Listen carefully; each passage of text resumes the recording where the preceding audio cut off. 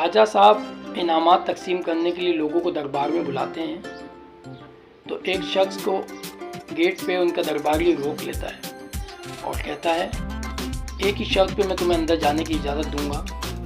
राजा साहब से इनाम में जो भी मिलेगा उसका आधा हिस्सा तुम्हें मुझे देना होगा। वो शख्स मान जाता है और दरबार में दाखिल हो जाता है। राजा साहब पूछते हैं, मांगो, क्या मांगना चाहते हो?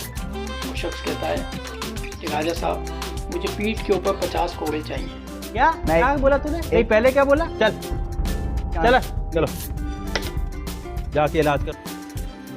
उसके जो वजीर होते हैं वो कहते हैं, राजा साहब के दरबार में आए हो, सोना मांगो, कपड़ा मांगो, हीरे मांगो। वो कहता है, राजा साहब बहुत शुक्रिया, पर मुझे पीठ के ऊपर 50 कोड़े ही चाहिए।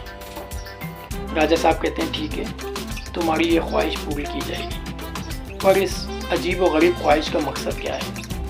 वो कहता है, राजा साहब, आपके एक दरबारी ने मुझे एक ही शर्त पे अंदर आने की इजाज़त दी है कि आपसे जो भी इनाम मिलेगा उसका आधा हिस्सा मुझे उस दरबारी को देना होगा।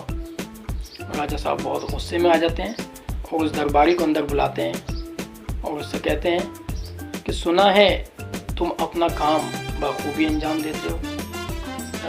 बहुत शुक्रिया हुजूर।